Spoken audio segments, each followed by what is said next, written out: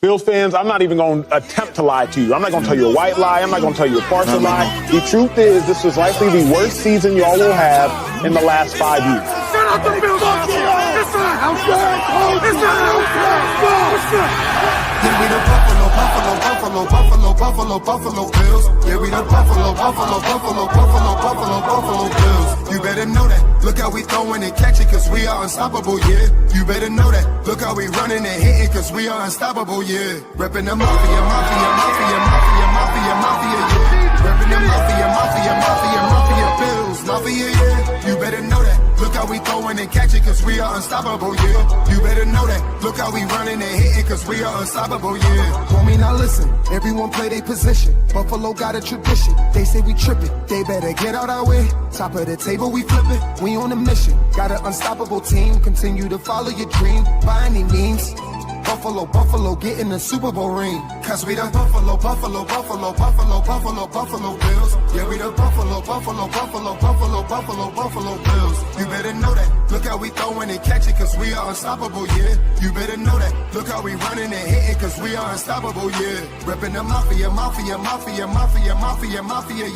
Reppin' the mafia, Bills, mafia, yeah. You better know that. Look how we throwing and catching, cause we are unstoppable, yeah. You better know that. Look how we running and hitting, cause we are unstoppable, yeah. Mafia up in your city, time to get gritty. Screaming and yelling, we bugging. Look at the red and blue. This is an MVP year for Josh Allen. As an MVP voter, I said this last week. Josh Allen, he looks like an MVP. When you vote for MVP, and I can speak for myself, I think I'm one of 50 voters, you look at a couple things. Who's the best team in football? Who's the best player on that team in football? What do they look like as the best player on that team in football? And how much talent is around that best player on that best team in football?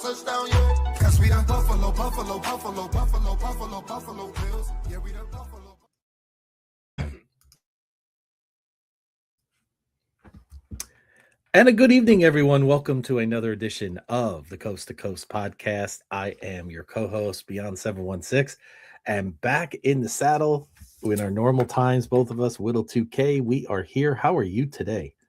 Or this evening, I should say. Amazing. Doing great, right? Yeah, I mean, what a game. What a win. You know? What an amazing performance. All in all, kind of the formula we were hoping for, right? Josh Allen being Josh Allen, you spoke about it a lot, about how he needs to be like he was against Kansas City, and kind of matched what he said in his press conference.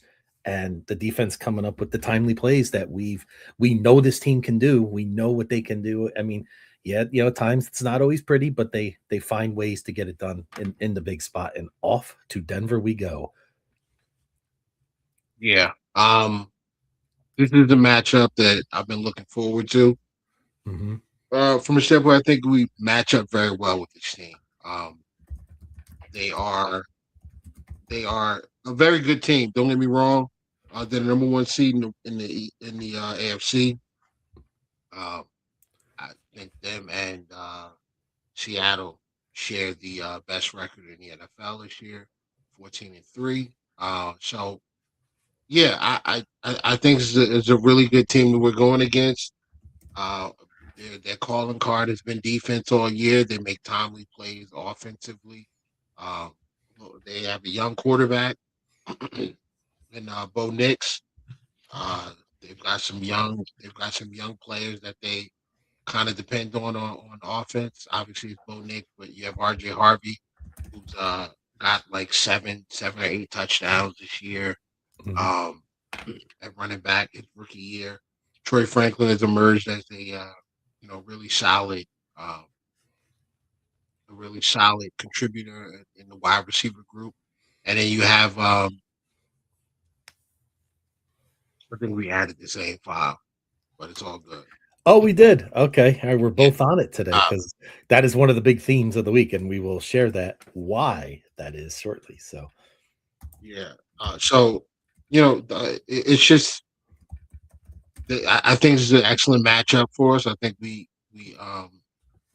get an opportunity to put our strength against against a team that may not necessarily be able to match us from a physicality standpoint. They are a fast defense. They are a very sound defense, but they aren't a very big defense. So I think the Bills. I think the Bills get an opportunity to go in and maybe. I don't want to say play bully ball, but really establish the ground game and kind of give Josh Allen an opportunity to uh, get a little help from his friends this week versus Mhm. last week he kind of had to. The run game didn't get to where we wanted it to go, so he had to uh, he had to kind of put the cape on. Yep. I want to give a lot of credit to the Jacksonville Jaguars as a team. I did think the Buffalo Bills would be able to run the football effectively. They were not. I Mhm. mean, um, I do think that we did a good job of continuing to utilize the run, but those guys don't miss a lot of tackles. They're very, very fast. Um, their interior, while it is a little smaller, it's on the smaller side. They are extremely strong up front. Like their front four, extremely strong. Um, Mhm. from Joshua Hines Allen to Eric Armstead to uh, Trayvon Walker. Those guys are extremely strong. Those linebackers are sideline to sideline. They were very good. Um, and the safeties come down and they play very physical as well. Antonio Johnson and those guys, they did a very good job defensively. I was very out. I mean, I was impressed, but I was like annoyed at the same time because that Mhm. game was a game that could have gone either way. And I'm glad it went. I'm Absolutely. glad it came out. I'm glad it came out the way it came out, and I'm glad it went in our direction. Absolutely. I mean, that was a 13-win team we beat on the road, right? Well, I mean, that's our first road win in the playoffs in 33 years as a franchise. I do think that is something in terms of a psychological boost to this current iteration of the Buffalo Bills. I think that is going to help them going forward. I think getting that first playoff win, getting that taste of winning on the road in such, in that format is only going to carry us forward because we do know how hard it is to win 3 straight road games in the playoffs, and it's something the Buffalo Bills are absolutely going to have to do after the Chargers lost to New England. So that officially closed Highmark. Sad face, but it did. But needless to say, I do think getting that, just a feeling that locker room and just being able to go. I mean, again, Jacksonville isn't a place known for a strong home field advantage like a Denver. That's going to be a little bit different. That's another little challenge that the Bills are going to have this week. I mean, that is a raucous stadium. It's a tough place to play for a lot of reasons. So, but yeah, but what a great team win it was, right? I mean, Josh Allen was. I mean, what could we say about Josh's performance, right? And it was legendary to me in terms of the Bills. Maybe he didn't throw for 400 yards, but just the accuracy and just the cadence he had was just unbelievable this game. And he carried the ball 11 times. I mean, Cook was only 15 to 46, but I like the fact that they stuck with it, Whittle. I think that was good that they still tried to run the football. And shout out to Khalil Shakir, 12 catches, 12 targets, by the way. So perfect 12 of 12 for 82 yards. Khalil doing Khalil things. So we'll see if he can maybe do a little bit more down the middle this week against a much more suspect Denver linebacking group than the Jacksonville Jaguars have a much better unit than the Denver Broncos. I think we would both agree.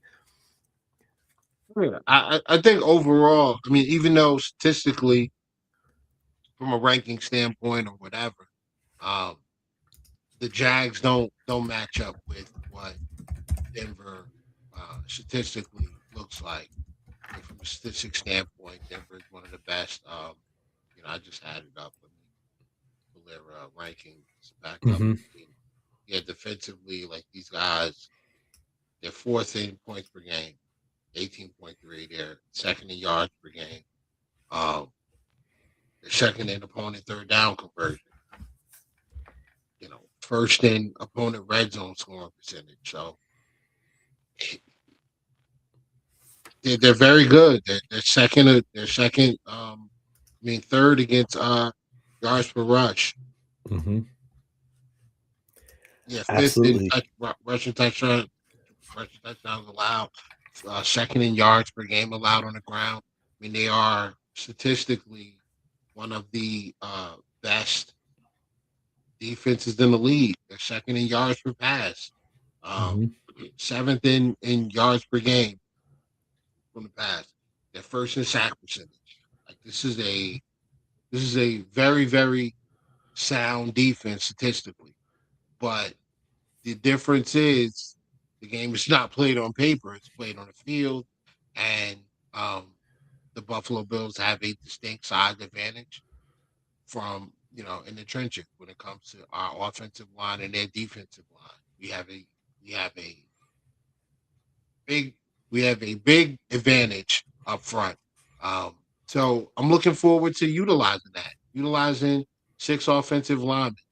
Dan Orlovsky brought that up. He said in a tweet, he was saying that teams that utilize six offensive linemen the most win games. Like so, use it. And we have a guy in Alec Anderson who has played that position, in years past when Dawson Knox has been hurt and before we drafted Jackson Hawes.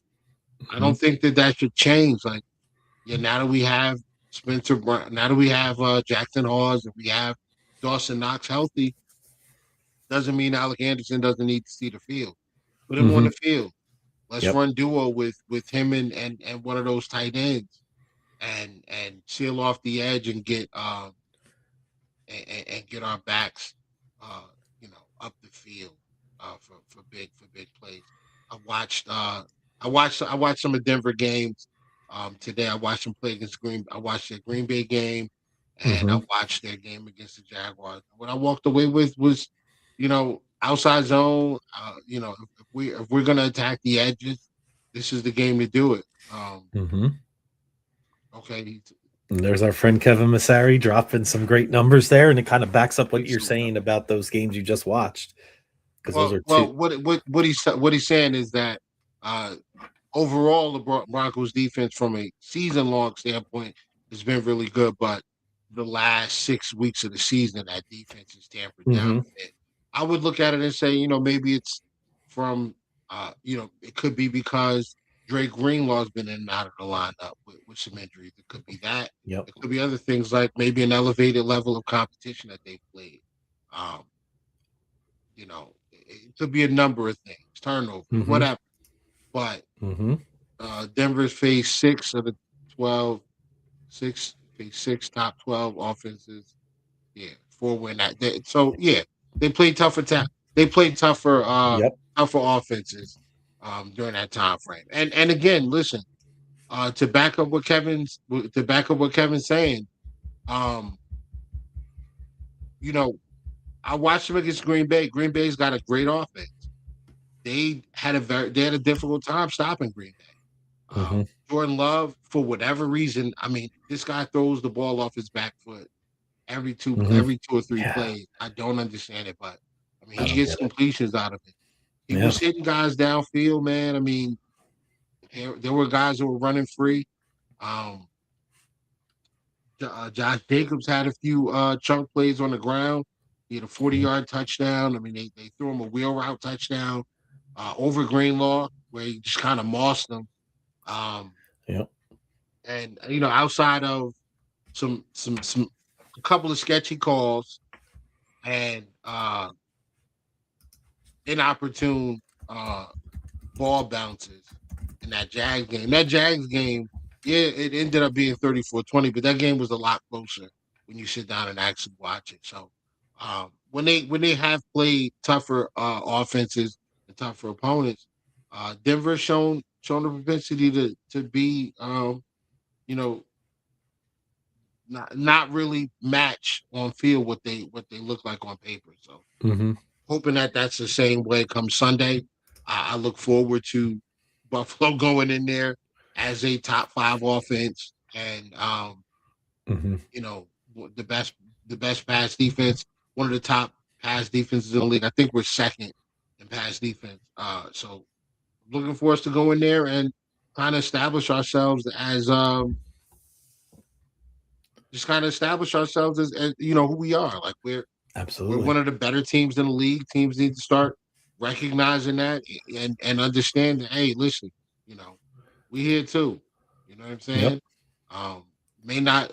It may not look great on paper all the time, and even on the field, we will give up chunk runs from here and there, but when the rubber meets the road, these guys make plays on the Yep. defensive side, and as long as we continue to produce offensively, I think we're a team that can continue to keep to keep getting the opportunity to play next weekend. So Yep. every week that's the goal. The goal is to get an opportunity to play next weekend. So Mm-hmm. Denver's in a way right now, and Yep. hopefully we earn an opportunity to play the winner of the Texans and the Patriots. Yep. And that's something we'll make our picks later in the podcast for all 4 games this weekend. I mean, obviously, this is one of the best weekends in my mind of sports. These 4 games this weekend, Whittle. I look forward to this almost more than the Super Bowl. Forget just as a Bills fan. I'm just talking in general of football. These games, the final 8, it to me is always a special weekend. But what's interesting about Denver is too about those last 6 games that Kevin's talking about.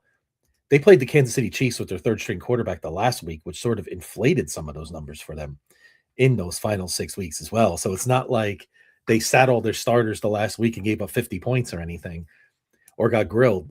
So that adds even more context to me to those numbers.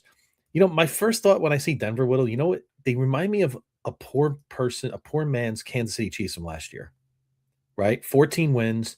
How did they do it? I mean, they beat the Jets 11-9. They beat the Raiders by 1 point. They beat the Raiders 10-7. They beat Washington 27-26. They got some ugly wins on their schedule. Oh, I'm sorry. They played Kansas City and they played the Chargers, who said everybody. I apologize. They played Kansas City with their backups and the Chargers. So that's 2 games. I mean, now they do have some impressive wins too on the road. They won in Philly and they won in Houston against very rugged defenses in tough places to win. So they've had a lot of close games. They only beat Tennessee by 8, they were just abysmal this year, right? So you look at them, and the one thing that I'll say that maybe I wouldn't even say scares me, Whittle, but the one thing I feel like they're comfortable being uncomfortable, meaning they've been in these close games all year. So if they're in a close game versus Jacksonville, who was blowing a lot of teams out, right? And once they got in that close game, I feel like we had the edge. This week, maybe not as much in that case because of who the coach is on the other side, Sean Payton, and the fact that they've been playing in these close games all year. I think we're comfortable in that as well. I just think, that's the one thing about this team that just gives me some, I wouldn't say pause, but just some concern in that case. I'd really like to see the Bills come out and play fast and play with the lead in a situation against a team like Denver versus trying to get them in a scrap, where it's a ugly game, 16-15 or something like that, because they're comfortable in those situations. Yeah, I mean, I'm on the same page with you, man. The difference is it's one thing to play a tough game or have a tough, a tough tight situation in a game with in the regular season, but at the same time, this is the playoffs and a tough game week 13 against the Steelers. I mean, for lack of a better team, like I'm just grabbing the team. That's a little different than staring down, Josh Allen and the Buffalo Bills on the other side of the field for a game that could, means win or go home. That's different. It's different when I got another regular season game coming up the next week. If we lose, we can just, we can, we can react to what we failed at and kind of learn from it and apply those things to the following week. There is no following week. You lose Saturday, it's lock or clean out. So I expect the Bills to conduct themselves accordingly, going into a hostile environment and to really play Buffalo Bills football. Like some of the things that we've seen over the last few years in the playoffs. I Mhm. will say this: the tone and the tenor of this game is different than it was last year. This is, obviously year 2 of Buffalo, Denver playoff matchup. I wouldn't say it's a rivalry, um, but you're playing a team again that is, essentially trying to establish itself as a Super Bowl contender. Now, Mhm. I'm not saying that I'm sure Denver fans believe that they're a Super Bowl caliber team. Whether we as Bills fans believe that, or whether the national media believes that is another thing. But um, they definitely have they definitely have some great areas of that team that you would look at and say, yeah, that's good enough to compete for a Super Bowl. But at the same time, um, but at the same time, I just don't feel like uh, I just don't feel like Denver like they haven't been on this stage yet. Like this is a different stage. Yeah, I saw Mhm. that comment that threw me off for a little second too. But I think Denver hasn't been on this stage, right? And Mhm. this is the stage that Josh has kind of created for himself, Yep. right? With these matchups every single year with Patrick Mahomes, and you got 2 games against uh, Lamar Jackson in the playoffs that thankfully have gone our way. Uh, Mhm. Matchup with Burrow in that game, and I mean his resume in the playoffs is crazy. It's first in yards per game, first in touchdowns, Mhm. first in rushing yards for a quarterback in the playoffs. Like, and these are among the greats. Like Yep. first in yards per game Yep. among the greats, all of them, you Mhm. know. I mean, I think he's like sixth in total playoff touchdowns by quarterback already. So I mean, like these are areas where, like, I just think playoffs are high leverage games, but a playoff game against Josh Allen and the a playoff game against a Josh Allen led team is a little different. A playoff game against a Patrick Mahomes led team, it's a little different. Like when you're Mhm. facing one of the elites, it's a little different, man. Yep. But listen, I mean, how many games can we really sit here and say? I mean, Josh has played what 14 playoff games in his career. How many games can we really say he just really wasn't at least playing at a B level? Maybe two. Maybe right. I mean, maybe the Miami game and the really just that that whole year, playoffs that that whole whole playoff playoff run, year. the Miami game, yeah. Yeah, we just weren't quite right. I think that if I remember correctly, I think Josh had half of his turnovers in his career in the playoffs in that Mm-hmm. single game. He had 3. So Yep. he's got 6 Mm-hmm. um in that case. So I don't anticipate that Josh Allen would be the reason. Just to answer our question in the chat, would he find a way to lose? I would be very surprised. And I'm not trying to be, we're not trying to be super arrogant because I do respect the opponent we're playing. I just don't expect Josh Allen to be the reason based on history that he would be the reason. I think Denver would have to go out and win this game. In that case, Bo Nix would make big plays, or or maybe special teams makes a big play, or in general, or maybe they just totally throttle James Cook and it forces us. I don't anticipate Josh Allen being very, very off in this game as being the reason that we go home on Saturday. That just to answer that Yeah. question. And I just was bringing up like how the tenor of this year is a little different, because last year you had the Denver Broncos fans saying week 17, like, bring on Buffalo, and they ended Yep. up getting Buffalo in the first round, and I mean they Yep. came to Highmark. Um, Mm-hmm. we blew them out 31-7. I mean I think they were in a red zone twice after halftime Mm-hmm. and got no points out of it. So I mean, it was utter domination last year. The 24-point win, and I think the fan base, I think that fan base kind of learned a little bit from last year. So the the rhetoric and the trash talk has not been as loud. It's been more of, hey, nobody believes in us. Let's go prove them wrong. Let's show them that we belong here. It's been that type of thing. And I'm going to highlight this comment from one of our listeners on YouTube. And I appreciate you popping up. Clearly, you're a Thank Broncos you. fan. Listen, man. I mean, you're here. Like and subscribe, bro. I appreciate it. Absolutely. We do like to invite other fans to come and pay attention and talk football with us. But the comment says from King Junior. Or I'm not doing all of that. 387. 387. Yeah. 387. All that. Good job, Yeah, Little. You did better than I thanks would. for popping in.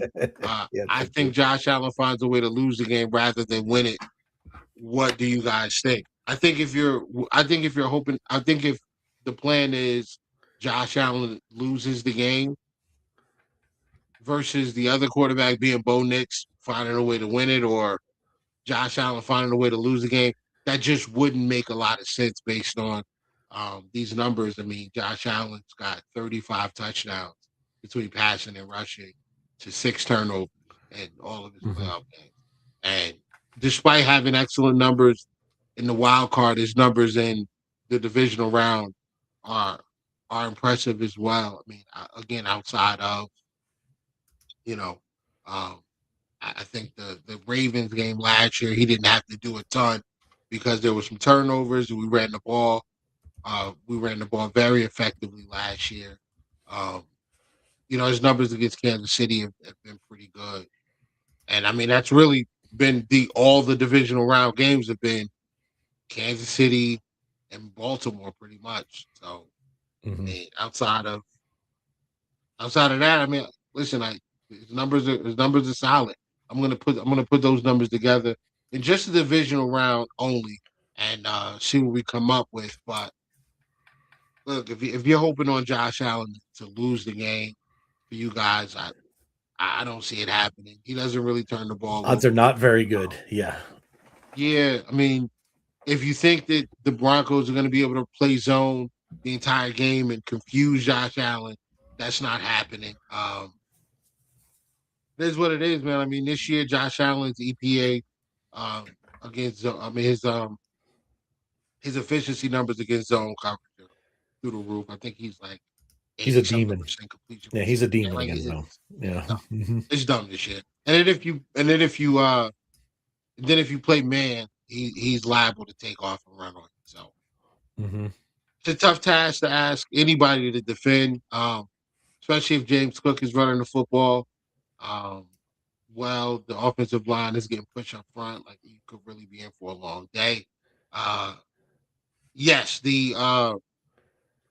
somebody brought up the injury report. It's pretty long. Yeah, it is. Some of those guys are on IR. I know Tyrell Shavers is on IR. Gabe Davis is now on IR as well. But Curtis Samuel is coming back. Obviously, Keon Coleman is active again. So the receivers that we're looking at now, Brandon Cooks, Khalil Shakir, obviously those guys. Keon Coleman, Curtis Samuel, and I'm sure that Miko Harmon will get a call up so we can get a little juice on that punt return. And a little juice on with him on the field, it's being another guy that can stretch the field and make plays in a variety of ways. Like, the guy can take an end around and score. He can take a screen pass and get upfield, or he can just run by in coverage and stretch your back end. Pause. He can stretch the back end of the defense and really present himself as a downfield threat, which will then open up things in the intermediate and underneath for Josh Allen to find guys in space to make plays. So, something crazy. I just went to Our Lads. I go there a lot for our depth chart. We currently only have 3 wide receivers showing on the offense at this moment in time, just to illustrate. That's the one thing that, listen, it is a concern. I wanted to ask you, do you think that we do activate off of our practice squad I'm trying to think of his name right now. Who's that wide receiver that we Christian have? Wilkerson. Wilkerson, thank you. It was right on in my head, and I just lost it. Christian Wilkerson. Do you think he gets I a don't look think this so. week? No, I don't think so. I think Miko Hardman gets the call up. Mm-hmm. That's what I think ends Go up with the getting the call up. experience in this situation, right? Yeah, the experience, not just the experience, but we like to throw those screen passes, and I distinctly remember a game where the Kansas City Chiefs threw a screen pass to Miko Hardman on 3rd and long, Mm-hmm. and he took that thing down to about the 7-yard line. I mean, he took a screen pass almost 50 yards down the field, and so yeah, I think Miko Hardman ends up getting the call up, and among that, I mean, we still have some other issues as far as on defense. Maxwell Harrison still not practicing. Ty Johnson still not practicing, and what's his name? Jordan Poyer still not practicing. But before we get into the injury report and things like that, just what were your thoughts on the performance from the game against the Jags? I thought it was it was a kind of game, how sometimes us Bills fans, how we could be neurotic, we could be negative at times. I had a very calm collective feeling just about the way this game went. I do think, the challenge by McDermott on the 4th down was a huge part of the game. And, he did a good job. I think overall, it's, shout out to Sean McDermott. Again, he takes a lot of heat, even sometimes from me and all of us, once in a while. But, 8 playoff wins on his resume. Now he's a road playoff win. Had this team ready. We've had a lot of adversity this year in terms of injuries, but he always has his team ready to go. Again, just Josh played a very mature type of game that we've been, calling for, especially you, right, on this, and what leads to some of our woes in the middle of the season. And we have locked in Josh right now. Like, I have that confidence. Like we said, I don't think he's going to be a problem. Defensively, I mean, shout out to Shaq Thompson. I mean, Shaq Thompson has just been, what a pickup he's been. A lot of people look to him as, he's another guy we got from Carolina. It's just the Brandon B thing. Well, no, not exactly. Shaq Thompson's a player, folks. Matt Milano's flying over the field. Deion Walker, solid as ever. Group made some nice plays. Bosa still drives you crazy at times, but, he has a skill set. We're hoping that Bosa could just make that play. Wait, Riddle, like almost like when we got Von Miller, but maybe different. That when maybe that big sack late in the game, that big play. If he does that, all's forgiven on his faults, right? So we have that, and shout out to Tyrell Shavers for playing 29 plays on a ACL tear. I mean, unbelievable, right? Feel bad for him and Gabe Davis. Hope they get better, come back strong next year. But we press forward. Overall, and I know you're gonna love this one, Whittle. How about Trey White, folks? Trey White. Oh, I see that's right there. That's all it took to say Trey White. Just to see him play the way he's playing right now at 30, after all the adversity he's gone through with all the injuries, I absolutely love it. The confidence is there, going forward. Cole Bishop again making big plays. Just again, it was just a great overall team win against a very talented roster on the road that, they played well. I think Jacksonville played well this game. That's the interesting part. I don't think the refs weren't very kind to us. I mean, that absurd call before halftime. I mean, they should have never got the kickoff. And imagine if they made that kick, what that could have done for that game, right? So hopefully the league looks at that going forward.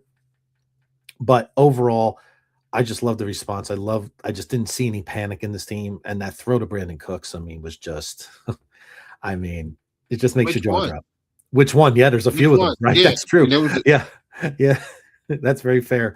But just overall, just a fabulous team win on the road. I mean, we felt this was going to be a close game. I did anyway, for sure. So I really wasn't even surprised when they were down late in the game. I said, hey, this is what Josh is paid to do. If Josh wants to be great, if Josh wants to take it to that, I mean, I think it's just him and Mahomes at this point. I don't care what anybody says. I don't want to hear, Lamar's not in the playoffs. Well, we're 2-0 against Lamar, so try again. So having said that, there's just so much to be excited for going forward. I just think psychologically we've seen this in sports where teams have hurdles and things to get over. I think Buffalo got over a big hurdle this week. winning a game on the road. And I think hopefully we'll take that forward, going through Denver and either in Houston or New England next week. Yeah, I mean, listen, there was I think, so my thoughts on the game, and I want to preface this with, this is not just my thoughts on the game, but this is also my thoughts on the national media narrative around this team. I think this game came down to the quarterback, right? Josh Allen takes the field down 3 points or 4 points or whatever, and it's late in the game. I think there's like 4 or 5 minutes left in the game or whatever. Drives the team down the field, scores a touchdown with about a minute to go. Trevor Lawrence gets the opportunity to have a legacy stamp, a drive to stamp his legacy, and first pass play throws an interception. What was it his fault? Absolutely not. Were there other options available for him? Absolutely. Should he have taken some of those other options? Probably. But it happens the way it happens for a reason. Offensively, I thought that James Cook was a little. I do think that we attempted to run the football. I think not having Ty Johnson hurts his offense more than more than he gets credit for his importance. I also thought that we were a little thin at running back because Ray Davis took a major hit on a kickoff return where he fumbled the football, giving Jacksonville excellent field position. But not having Ray Davis as well, I thought that took a little punch out of our ability to run the football, and coupled with the way Jacksonville was playing defense. So give them a ton of credit. But with that being said, like let's give these wide receivers, the much maligned wide receiver group, let's give them credit. Khalil Shakir, 12 targets, 12 receptions. Brandon Cooks was probably open 7 times, and pretty like nearly every time Josh went to him, he caught the football. Look, there was one that he just kind of overthrew him a bit, so obviously he didn't catch that one. But there was a throw on the sideline he was interfered with. He makes a sliding catch. The ball is perfectly placed in this man's like breadbasket to catch the football while sliding, out of bounds with the defender draped over top of him. And like Brandon Cooks is not a big guy, probably 5'9", 5'10", 190 pounds, 180 pounds, whatever. But that was a perfect throw and a perfect catch under duress into a very, very tight window. Keon Coleman with a big play, finding the window in cover 2.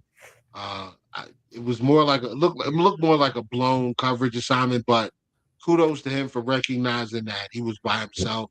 Stop, show his numbers to his quarterback. Josh hits him, and he takes off downfield. A little late, like the reaction was a little late, but I chalk that up to kind of not really having a ton of playing time and being nervous about making a mistake. Like this kid, I think he's walking on eggshells right now. Yep. Obviously, it's his fault. I'm not, excusing him or trying to make an excuse for him. He brought this on himself. But ultimately, like, man, I just want to give these receivers credit. Terrell Shavers, Gabe Davis, like those guys made plays, despite those guys end up going down for the remainder of the year, and probably for a good amount of next year as well. But those guys made plays.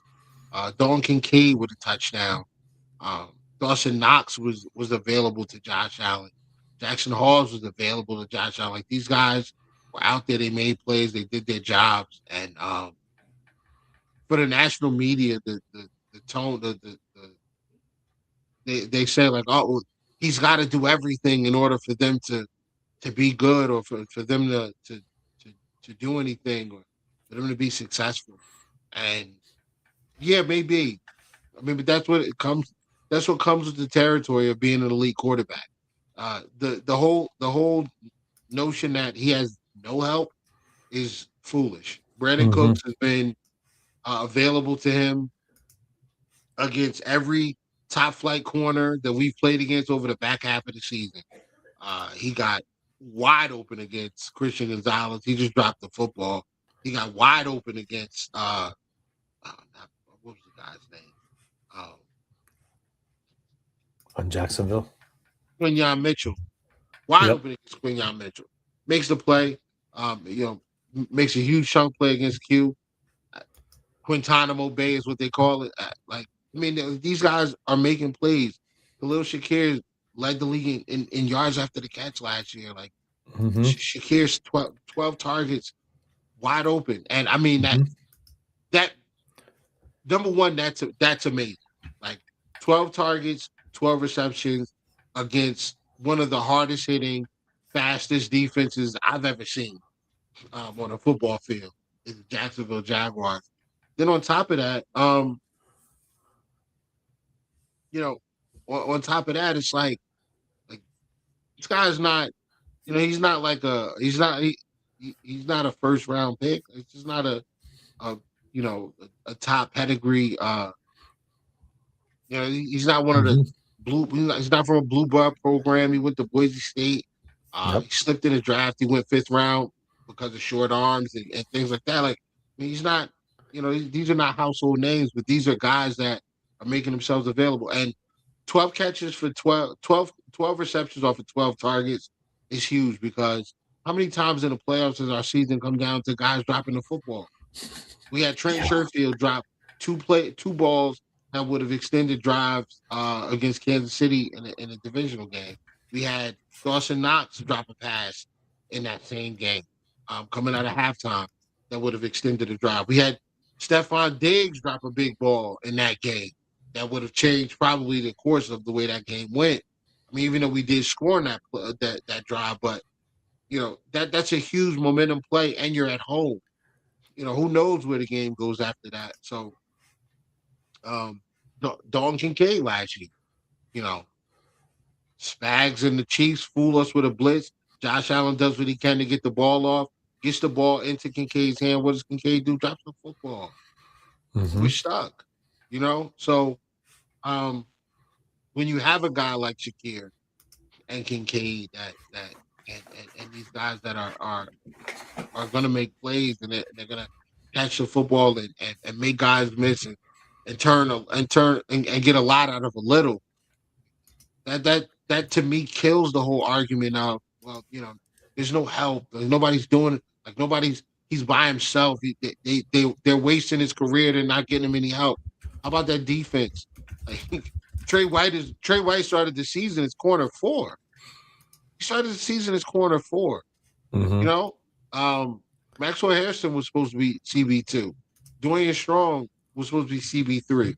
Um, those guys are out right now. Mhm. Maybe Max can come back. I don't know if Dorian Strong ever comes back. But Trey White is playing. Trey White is playing. Big time snaps, and he's playing really, really well. I think he's giving up a completion percentage of 44% when targeted. And he's getting Wow. targeted because on the other side is Christian Benford. You're not throwing at him. So just I just thought overall, like, the team played really, really well. You already brought up the whole Bosa thing. I'm not gonna belabor that point, because he was just doing cardio Sunday, and that was a bit annoying. Um, Mhm. but I will say this: I appreciate the contributions by Matt Milano and Zach Thompson, Mhm. as well as Terry Johnson. Like, those guys played admirably. Uh, they are all getting a little long in the tooth, and you're starting to see it. So, you know, we're not going to get into the draft right now, but J-Rod, Austin Romaine, you know what I'm saying? D'Angelo Pons, Keontae Scott. Anyway, Some of you guys might end up being Buffalo Bills, man, because yep. we need it. We need guys to step up, come in and step up. So, but overall, man, I thought McDermott and that defense did a masterful job of changing. Needs to be a safety. What are you talking about, Jared? What are you talking about? I think he's talking about Taron Johnson. I agree, man. Yeah. Taron Johnson go to safety immediately and be fine. Yep. Do you think because Broncos had weakened off, weaker? No, I don't. No. Well, yeah, traditionally number one seeds really help with the bye week. Yeah. So that's They got a great coach. Yeah. They got a great coach. Sean Payton's gonna have those guys prepared. I mean, he's had 2 weeks to prepare for the Buffalo Bills. The Bills are gonna come in and on the road, flying from east to west, which is a little easier than flying west to east. But Yes, flying it is. east to west and playing in elevated altitude in Denver, and like I said, they've had 2 weeks to prepare, so they've got, and mind you, on 5 days rest. Like we don't even get the benefit of a full week off. We played Sunday at 1:00, and now we're playing Saturday at 4:30. Not great. Yeah, which is really 1:30 Eastern Standard Time. So basically, they're getting a full 5 days. Not even a full 5 days. A little less than 5 days of actual rest and recovery time that they've got to put practice time and travel into. So Yep. Well, I guess if there's a silver lining is that we sort of had a bye week against the Jets, the week before. Let's be honest. I mean, most of the guys sat, anyway. Yeah. So at least the core, the Joshes, the Deion Dawkins, some of our guys, did get an extended rest. I mean, Denver even almost had a bye week that week too. So they've been really off for almost 3 weeks. Sometimes that can hurt your momentum too. I remember years and years ago it happened to Denver in their Elway years where they took like a long bye. They had an undefeated year going. They lost to the Giants. And then they took like 2 bye weeks at the end, and they lost in the first round to the Jacksonville Jaguars of all teams at home. Not to say it's the same thing, but sometimes having too much time off, just to answer Essie's question, sometimes could be a detriment in that case. Because, I mean, Denver really hasn't had a high leverage game in quite a while, really. So that could be a positive for the Bills going in here. So from an X's and O's standpoint, the Denver Broncos, in the games that I watched, like they've gotten off to slow starts offensively. Defensively now they do a lot of things at the line of scrimmage that they're either going to be very effective or completely ineffective, and we're going to take a lot of advantage of it. They know going into that game that this is not a game that the Denver Broncos can just pin their ears back and just be physical. They can't just. They're not going to be able to out physical us up front. They're too small. Like that. That's not happening. But they can beat us with speed.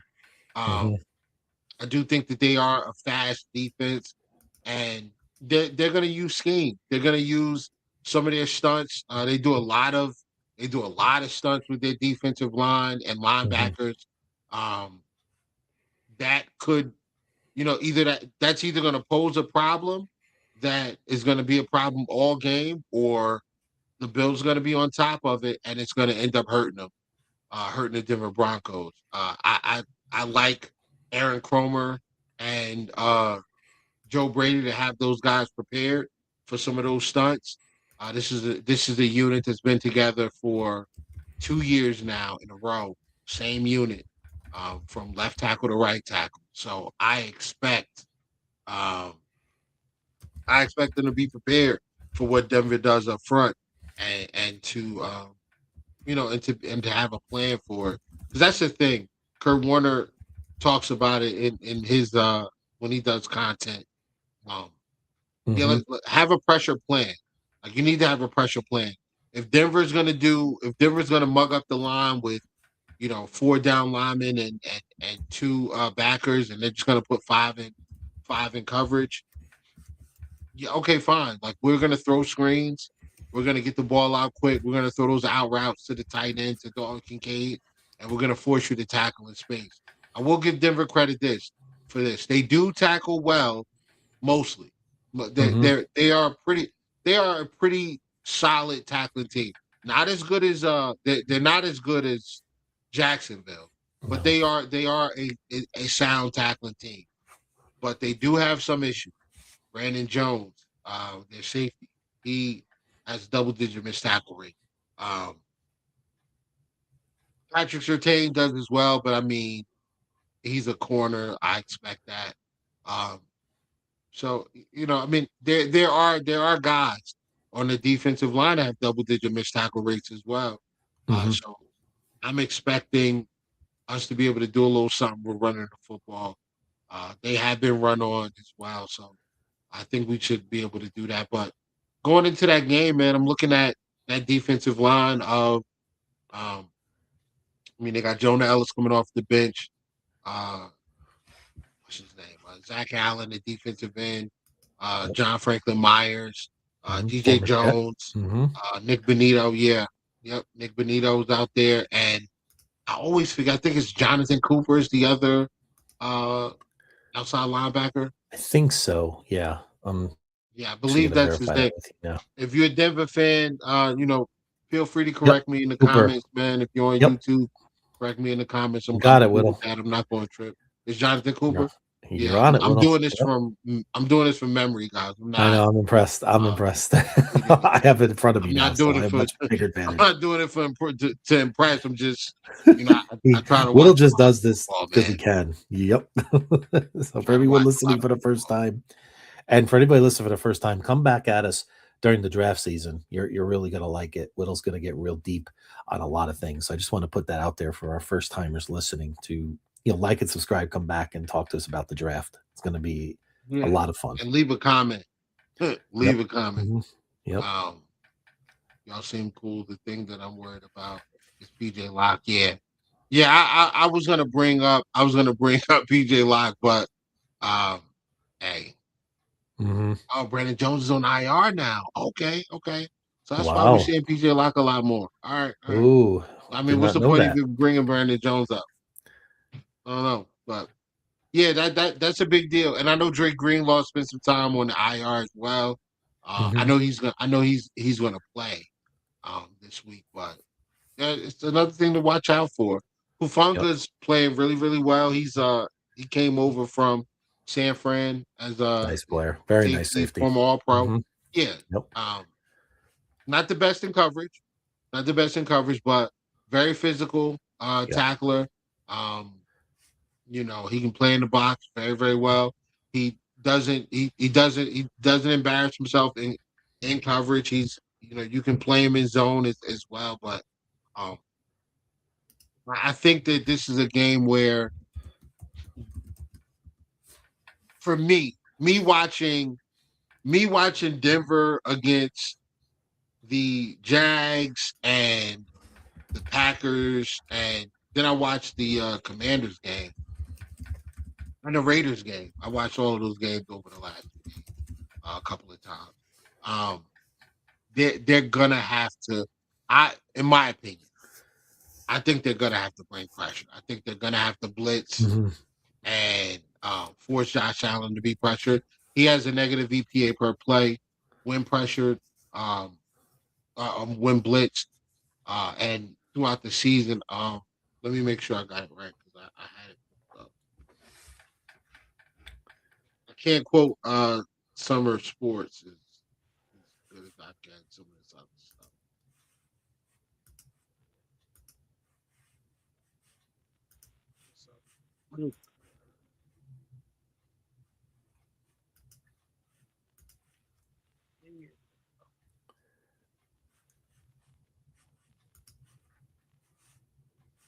Yeah, against the blitz. Josh Allen's 10th in EPA, so they're gonna blitz. blitzing him is probably one of the ways you want to get to him, because when you don't pressure him, he's a demon. So I mean, Yeah. you got to do you're gonna have to do something, and this would be it. I think that's where you go. Yeah, he's got a negative EPA per play when pressured. So I expect him to send a number of guys. RJ, we are not doing that. Oh no. That feels like Blame Dale, bro. I'm I blaming blame Dale. James Thomas or Dale. Yeah, one of the two, James Thomas and Dale. or a combination of the Absolutely. both. Yeah, so like that's what I'm saying, man. You want to get pressure in Johnson's Oh, face. Sorry. That's Sorry. that's an unfortunate typo right there. So that's Right. Just leave it for that for anybody in the comment section. Yeah. So, but that's what I think you want to do. You want to get pressure in Johnson's face. You want to send extra guys. You want to force him to make a decision quick. And the other thing is you want to trust you. If I'm Denver, I want to trust my guys and say they don't have a strong wide receiver core. They don't have a strong pass catching group. The tight ends are pretty good, but outside of that, we should be fine, right? So bring pressure. Maybe you get Josh to make a mistake, and that could change the game a little bit. Yep.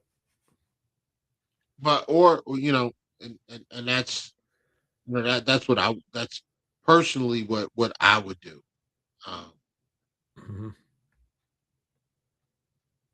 Absolutely. And on the other side of the ball, I would say, I mean, the one guy that I'm kind of concerned about, what's interesting is our third down defense this year, Whittle, right?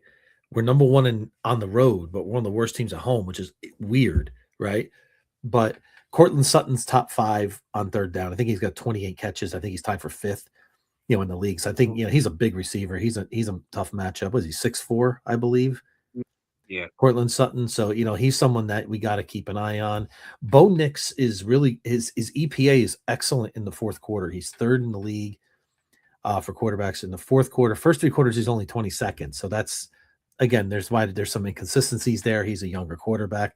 So I really think that's why it's imperative we get up in this game and we play from ahead, in this game, get to him early, and then we could take over with James Cook and our physicality. Those are why I think, you talked about slow starts. We've had our slow starts too this year. We got to be buttoned up and ready to go this week. I would love to get the ball first, score right away if they can. Again, just to establish playing from ahead, I think it'll play to our strengths. So we don't want to keep Bo Nix hanging around late where he has shown an ability to play big.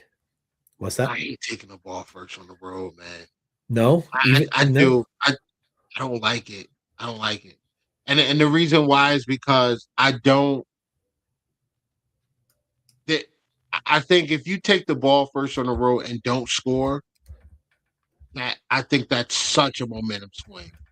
Like that's for me personally. I feel like if you don't score and you take the ball first, you put yourself behind a possession. I don't like that, especially on the road. I would rather put the defense out there first. And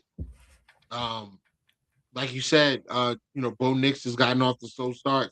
I think if we can get a 3 and out, I think last week what I saw, and let me know if you agree with this, I think that there was an emphasis on not getting out to a slow start. I think there was an emphasis on, hey, listen, let's get going in the first quarter this game versus, letting those guys get up and trying to fight our way back and fight with this crowd. So Yep. I don't know if you feel that way, but I think if you get the opportunity, you kick the ball this game and you take it after halftime. And if I'm Denver, I'm taking the ball first. I'm going to take the ball first because historically, I could hear our guy Kevin Massari right now. That's saying we take the ball first. I could hear it. If I remember. Yeah, I know. But I got to look at the numbers this year. He's playing a possession game. The more times you give your offense a chance to score, the better off. He's right from an analytics standpoint, but from the standpoint of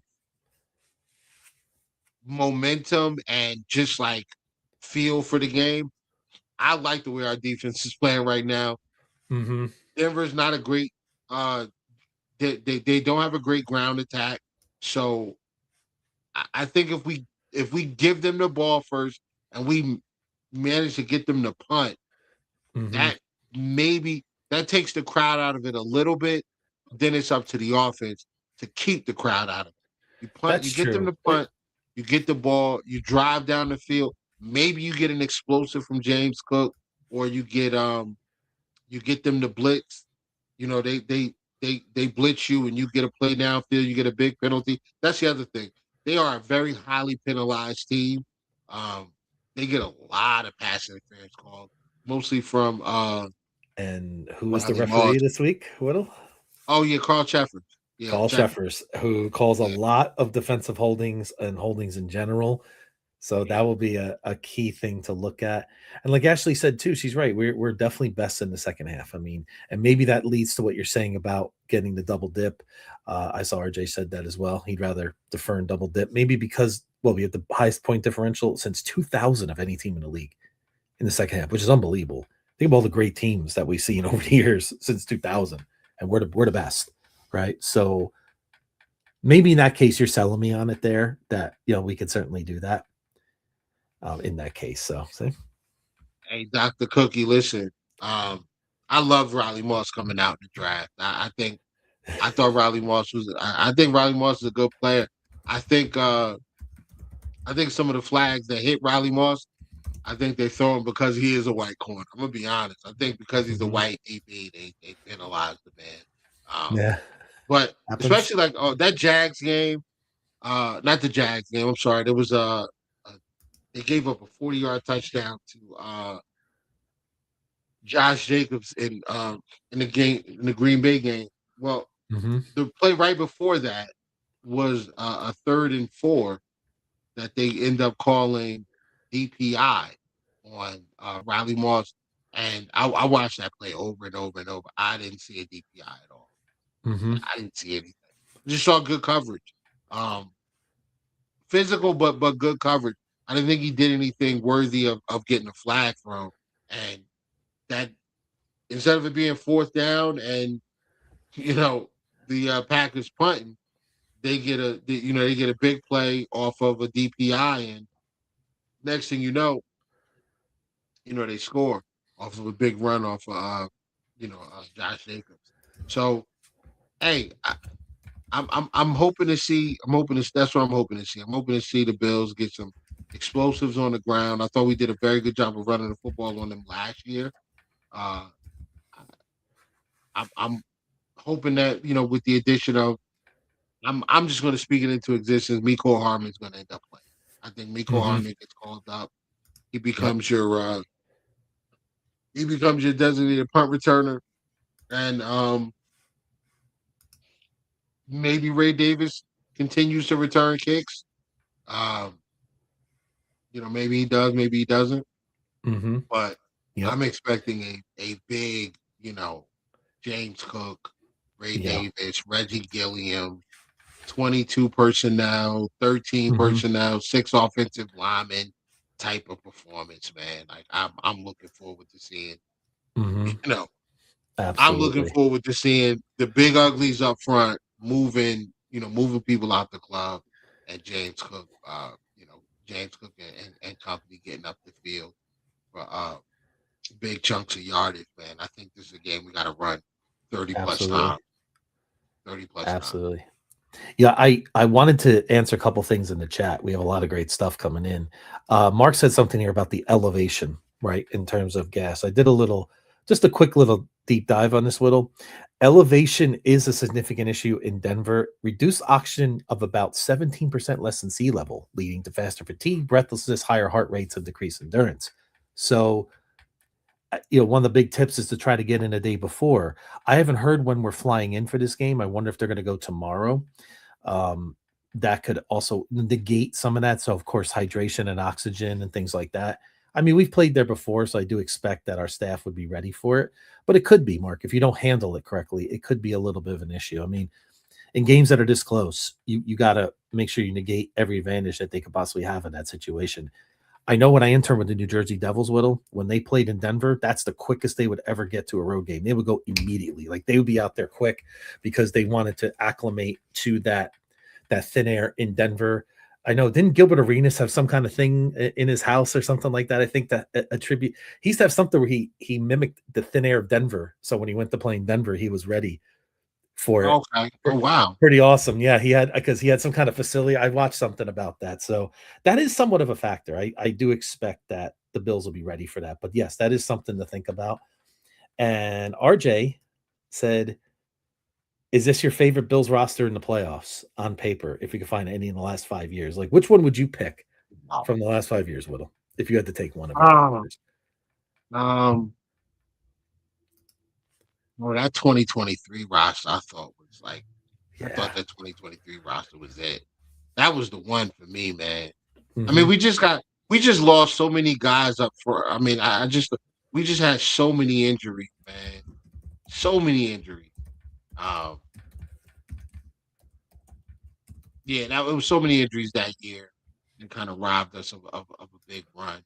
So, yeah, I think 2023 that was the one for me, man. Yep. That was the roster. That was the one. I really like this roster. I mean, I know everybody obsesses about the wide receivers, but I just love how we are up front. I love the physicality. I love guys like Deion Walker on this team.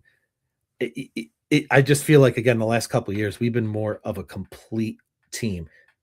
We don't have the quote unquote sexier names like Stephon Diggs on the outside like we used to, but we still produce at such a high level. Like you said, we're still top 5 offense. The way some of our fan base talks about these wide receivers, you think the Bills are plotting at 23rd in the NFL in total offense, but we're still top 5 unit despite all that. So, I mean, I think a lot of ways we choose not to do a lot from the outside. So, hey, looks like, hey, you know what? Whittle, Wow. I'm about to take a victory lap, ladies and gentlemen, because yours truly went to the Philippines, a few weeks ago? We have Philippines Bills Mafia. Whittle, we are setting trends, ladies and gentlemen. So our weapons are better than Jacksonville. So how about that? Tor, thank you for joining us. Like and subscribe to us, please. Tell your friends. We want to set up a whole shop in the Philippines. That would be amazing. So, by the way, that game is actually a Sunday night game in the Philippines, just to show you the time difference over there. So, kudos, shout out to our friends in the Philippines. So that was awesome. So, Coast to coast going global. look at that, Whittle. Yeah, we're taking the coast a little bit further this time, all the way across that Pacific Ocean. So there we go. I'm telling you, bro. I just look at this team this year, man. Imagine if we had Diggs. Ooh. Imagine if we had Stephon Diggs in this offense playing the Brandon Cooks role. Diggs was such a smooth route runner, man. Yeah, he really was. That first year with Diggs, that first year with Diggs was awesome, though. I mean, because I think it was the first time we saw the Josh that we're seeing now, and I think it just had that. We were in COVID years. We are all just kind of bored sitting home, and that team was just something that we really, really latched on to. From an excitement standpoint, that was probably the most exciting team we had. Yeah, I spent most of the 2020 season with my hands on my head like this. Yeah, I can't believe it. Like Josh. Look at Jarek. Yep, it's Cebu, Philippines. We have a Bills bar. Amazing. Look at that. Jarek dropping knowledge all over the place. Not only is he a draft savant, he's telling you what's in Cebu, Philippines. You gotta love it. Yeah. Yeah, if Diggs would have stayed, we would have Diggs if we had Diggs this year coming off of like an ACL or whatever in that Cooks role. Oh, man. The way we've been running the football, the way that man just knows how to get open. I don't want to glaze too much, man, but that Josh Diggs combination was pretty lethal, man. So yes, it was. Maybe they find a smooth route runner like that in the offseason. Maybe out of Clemson, or maybe they're sitting on an NFL roster somewhere that we can go and grab. but there definitely needs to be some changes made, and we will get to Absolutely. that in the off. The other and the elevation thing that you bring up is a good point because that's RJ. That's a story for a space. Maybe we'll do a space tomorrow and talk about it. You know what? That sounds like a splendid idea, Will. Let's make it happen. Make sure I want an invite to that one for sure.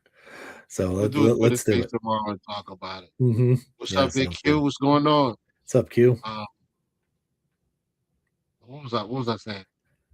Yeah. So the other thing with the elevation that does worry me a little bit is the corner room, the corner group, right? It's Benford and it's Trey White. Dane Jackson's next, right? So, like, I think this is a game where you're actually going to have to play Dane Jackson. And I don't know if I'm ready for that. I'm hoping Terrell Bernard is good to go and he can play because I think we're going to need some extra linebacking help. Even if it's just for like third down, coverage downs, things like that, we're going to need him to come in and be fast and cover a lot of ground and make plays. Because you can't really trust Dorian Williams in coverage, right? No, absolutely not. Nope. So, I mean, this is where it is, man. I mean, on paper, I think this is a game that Denver should win. But in reality, this is a game the Buffalo Bills. This is a game that the Buffalo Bills were good. Q. I'm gonna put this. Yeah, I was looking at that too. Yeah, my son played Air Force Academy out there, and he said that the air out there made him really tired during the game. That's all the more reason why the Bills got to jump on these guys early, and get up on these guys early. Get a double digit lead, and really start leaning on their front with the offensive line depth that we have. Like, this is a game where I could see Spencer Brown coming out a couple of plays because the air is killing. You know what I'm saying? Like, they better have the oxygen tanks ready. So for guys like Spencer Brown and some of our bigger guys. Speaking of bigger guys, we are getting some help back on the roster.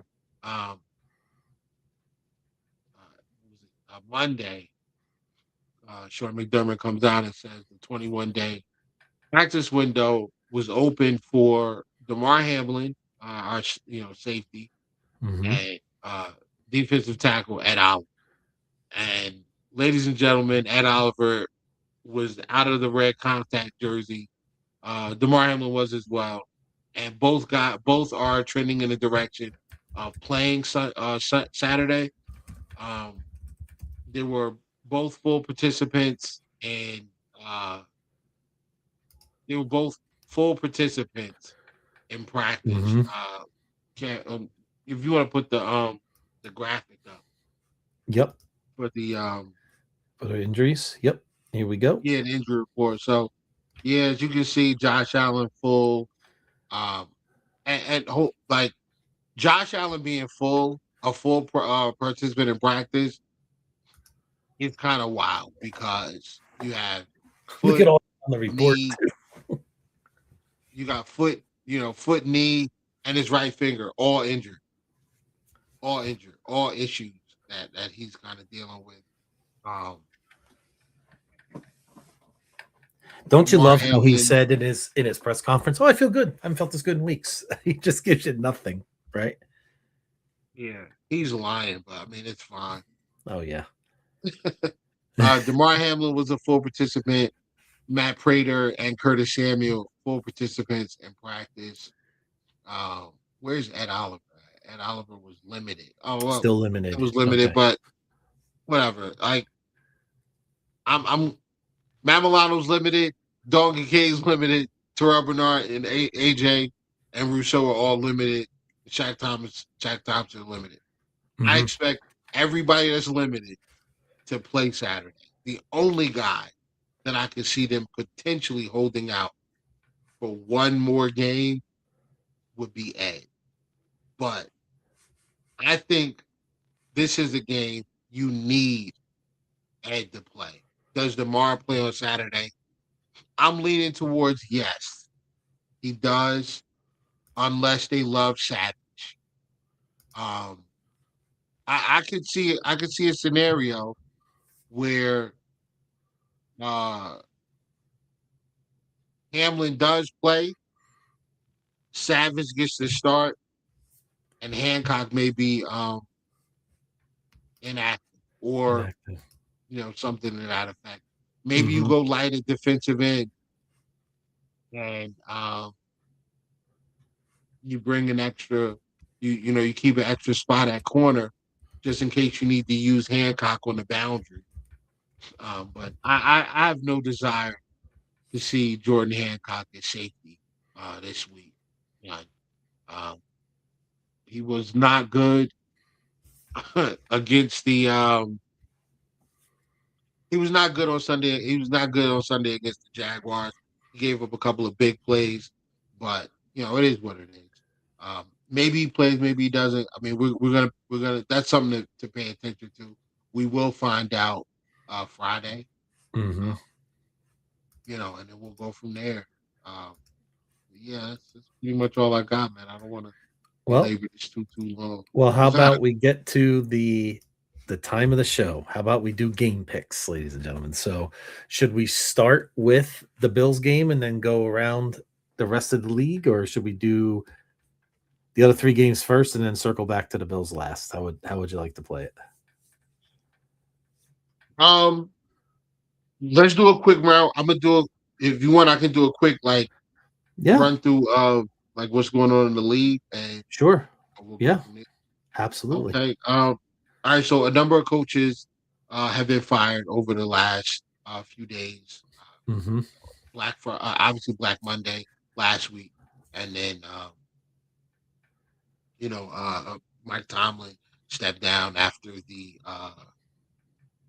Steelers Monday night loss. Listen, that was that is a step down. Monday. That's not a firing. It's not a firing. It's a step down. Firing would have been he can go and coach wherever he wants, but he stepped down.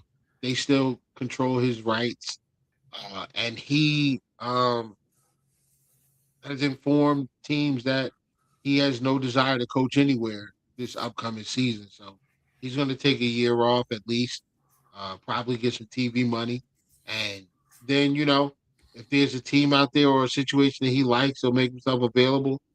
The team will have to provide some sort of compensation to the Steelers for Mike Tomlin, probably in the form of some sort of day 3 draft pick or whatever, and that'll be that. The John Harbaugh sweepstakes is heating up. Harbaugh is interviewed with the Giants. The Giants are doing their best to not let him leave the building without signing. So it's between the Giants and Atlanta. Those are really the spots that are really at the top of the list for Harbaugh, based on his list of requirements for his next position. Bunch of offensive coordinator spots that are open as well. Philly is looking to hire Mike McDaniel as their OC. It's him and somebody else. Brian Daboll. Brian Daboll and Mike McDaniel. Those are the two guys that they're looking to hire. Mike McDaniel, I think, is gonna cook. I think Mike McDaniel in that building with that roster, I think that's gonna go crazy next year if they actually sign him. That may even mend fences with AJ Brown as well. That'll be interesting to see how that dynamic plays out as well. Between that. Well, AJ Brown's not going anywhere. He's got a big that cap hit. So It would have to be a tremendous fallout for them to move off of that. Yeah. I don't think that they're interested in taking that level of a cap hit. So, but listen, that's why you have a head coach and a quarterback. Figure out a way to fix that, and if they get Mike McDaniel in there, Mike McDaniel will have that offense moving for sure. Yep. I don't think Jalen Hurts is a great quarterback. I think Jalen Hurts is a good quarterback. I think he can run that system. And I think that's going to really that system will maximize the heck out of Saquon Barkley. Like I think Saquon Barkley. Oh yeah, they do need to fix their offensive line as well. They missed some pieces from last year. They probably do they though? Like do they? I mean, like they just have a good offensive line now. I mean, it can't. Everything can't be perfect. No. But they do what miss they want. They want a perfect. Like they had a perfect offensive line. They had a perfect defense. When they won the Super Bowl, like that team was perfect outside of quarterback. Yep. Maybe that's what you need in order to. And shout out to the content creators, from Philly, who lie every day on social media about Jalen Hurts as an elite quarterback. He is not elite, guys. I think he's very good, but I'm not. Yeah. Well, he's elite good. meaning He's good. He's good. He's not elite. Like, come on, let that go. Let it go. He's a Chrysler 300, and they look like phantoms until a phantom pull up. They're an elite organization. I'll say that they definitely are an elite organization. Absolutely. Yeah. Yeah, absolutely. Yeah. What else we got? Arizona's still looking for somebody. I don't think that's a great spot to go to. They don't have a quarterback. One of the worst owners in the league as well. One of the worst owners in football. He's terrible. Yeah. What else? So Patriots advance. Justin Herbert. There's got to be a conversation had about Justin Herbert. I mean, it is being had now, but dog, those receivers that you have, the tight end, the running back. Yeah, I don't care how bad the offensive line is, bro. You hear they call him the if game and put up 3 points. The if quarterback, Mr. Hypothetical.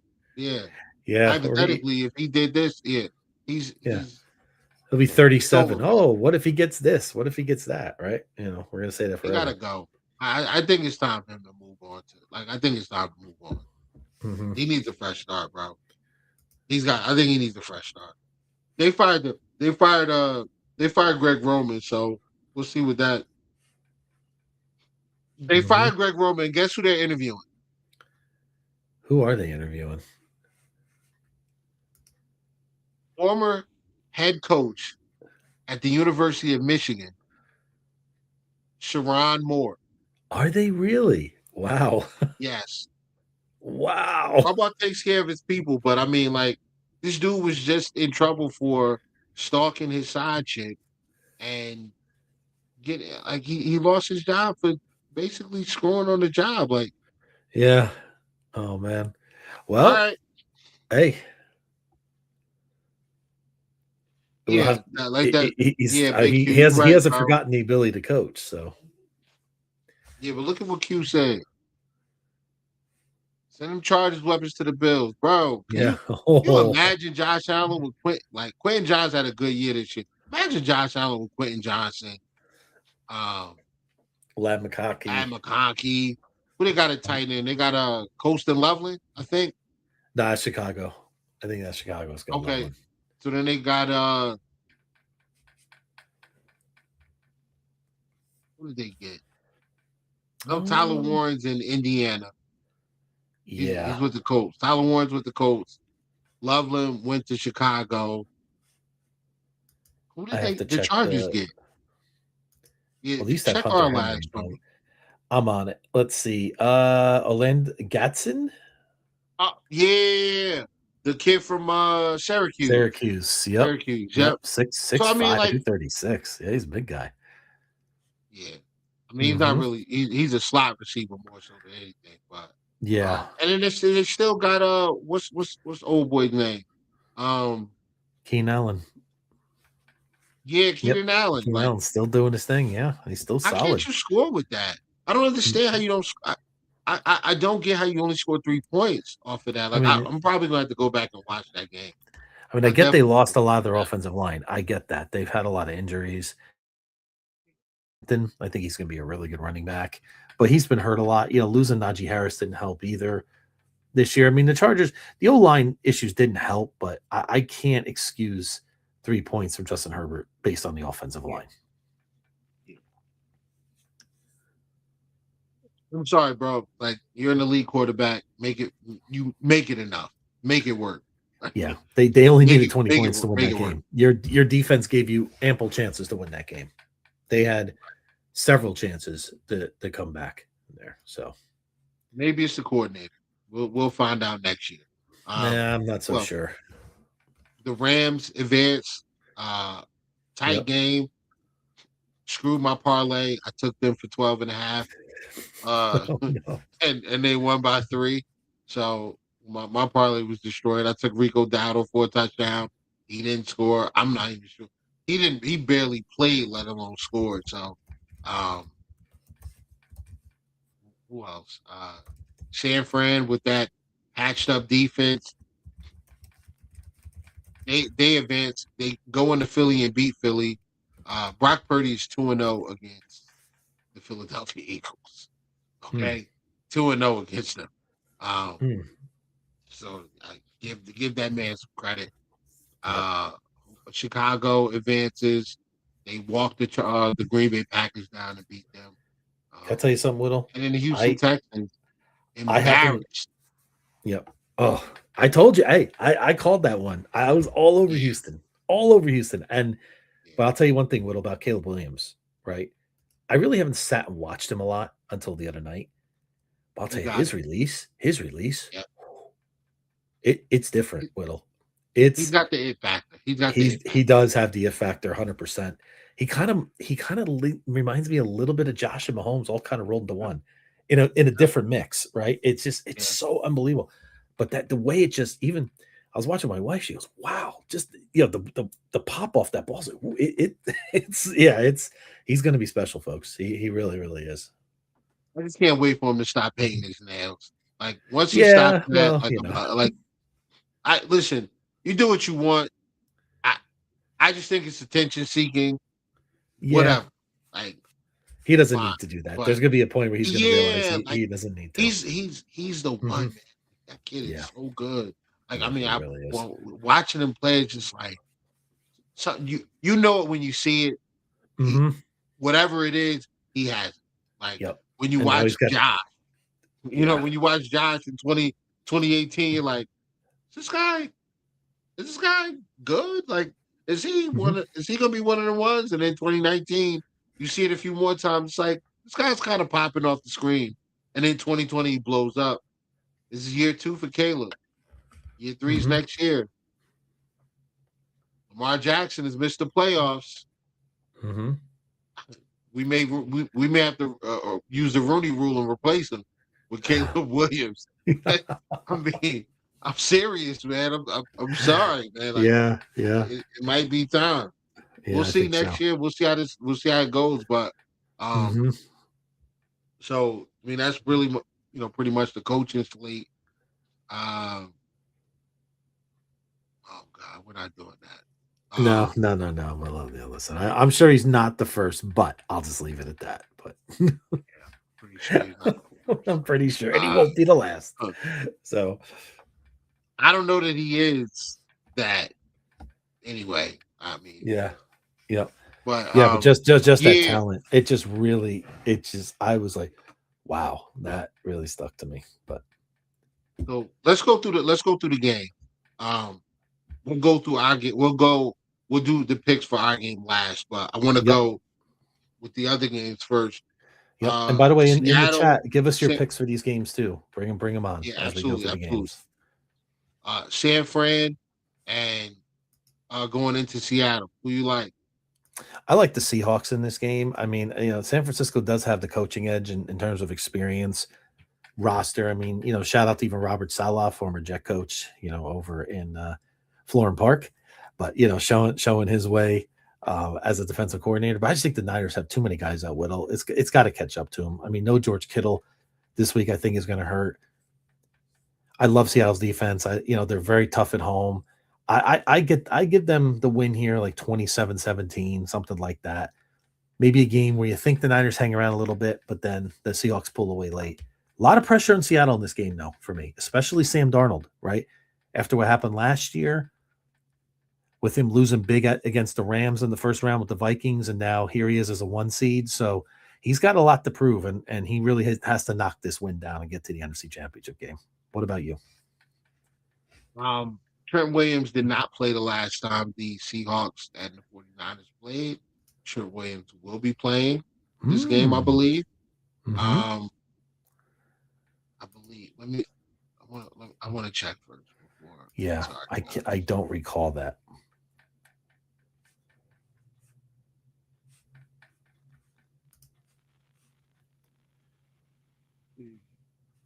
Yep, Trent Williams returns to full participation in practice. Trent Williams will be playing on Sunday. McCaffrey's playing. I'm not going against the Niners here. I think the Niners are too prideful, bro. That's a prideful team. They've been here before, and we talked about this. Like, we talked about moments, man. We talked about moments, and sometimes the moment is too big for certain people. I think the moment's too big for Sam Darnold. I watched Sam Darnold since 2018. I actually watched him before when he was at USC. I never thought he had it. I never thought he had it. I just don't think he has it. I'm gonna go Niners in a close one. I'm gonna go Niners 24, Seattle 20. This is a game where I kind of feel like the Niners used the previous Seattle game as a scouting report for what they could possibly see against them in the playoffs. I think the Niners are going to find a way to win this game. And I think Sam Darnold's going to help them do it. So I got the Niners in that one. And I do think I think the Niners are going to – I got Niners 24 over Seattle with 20. Next game, we'll go with the Patriots and Texans. Who you got? Who you like? Well, yours truly back in August when we did our NFL previews, Whittle, I did pick a certain AFC championship game, and on one half of the side of the bracket, I did have the Houston Texans on there, and I have to stick with them. I'm not crazy about Nico Collins being possibly out this week. I don't know if Schefter, if he said likely out this week, but I think we still have to see whether he'll be out, so that could be a factor. But I just love the mojo of the Houston Texans right now. DeMeco Ryans is before our eyes becoming one of the best coaches in the NFL. CJ Stroud, he drives you crazy at times, but I think he could do enough. He did win on the road.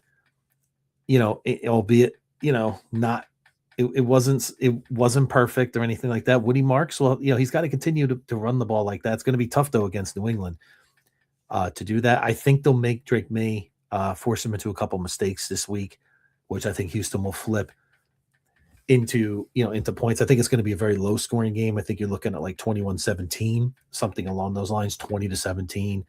A very, tight, uncomfortable game. RJ's going even bigger than me. I mean, 31-14. That's a lot. I'm going 20-17 Houston to advance to the AFC Championship game. So we got some others coming in, but that's my prediction on Houston. What about you, Whittle? I'm taking New England.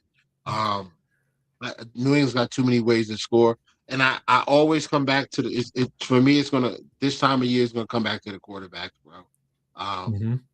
And Drake May has a pressure plan. Like, there's a pressure plan in place for Drake May.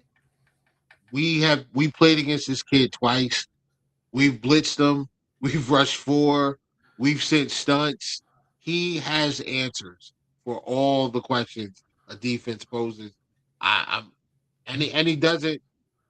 He doesn't get rattled. Like, the kid, the first time I saw him get rattled was the game against us in Foxborough when when McDermott makes the call and drops Joey Bosa right into the lane of the mesh route that I think that was Diggs that was running. Mm-hmm. So that he took that off. That was the plan. We brought a stun on the other side and dropped Bosa out in coverage, and he wasn't prepared for that. I Mm-hmm. think that Houston Houston does less of that than we do, so they're just depending on guys to get home. I think Drake May is going to find guys. I think Drake May is going to get guys, um, get guys the football quickly. This to me screams Stephon Diggs game and a guy who can separate very very quickly, make plays. I think Diggs is going to be huge this game. They got to take shots downfield. Butte playing is going to be huge. I know he was banged. I know he's been banged up lately. I believe he played last week against the Chargers, but like you're going to need Butte downfield, especially on like Kamari Lassiter, who's not that fleet of foot. I'm sure they'll put Stingley on Diggs. It won't matter. Diggs will still get open, and he may not get a ton of yards after the catch, but Diggs is going to be the safety blanket, in my opinion, for Drake May. I got Mm-hmm. the uh, I got the Patriots 24, no 23, um, 23-13 over the Houston Ooh. Texans. I'm sorry, CJ Stroud has not been good in the playoffs. He hasn't, and the No. defense has consistently um, picked him up, and they've scored in these playoff wins for him. I don't think that the Patriots are going to turn the football over. Yes, it's an inexperienced team. They got a lot of young guys playing, but Mm-hmm. the head coach has a ton of experience. He's going to have those guys ready, Okay. and he will walk them through this moment. The offensive coordinator was the offensive coordinator for 5 championships. I want to say 5. I don't know if it was all 6, but I know he got at least 5. I, I'm rolling with him. Actually, no, Mm-hmm. I don't think he was there for 5. I don't think he was there for 5. I know he's got a couple though. I would say Yeah, at it least does. 3. He's probably got 3. Yeah, I have to verify that, but I get what you mean. So hey, so what are we are opposite on 2 games so far, 2 for 2. So for all you betters out there, bet accordingly. Don't go with yours truly. I'm usually wrong. So anyway, game number 3, Los Angeles Rams at the Chicago Bears. What say you, Whittle? Oh, I'm sorry.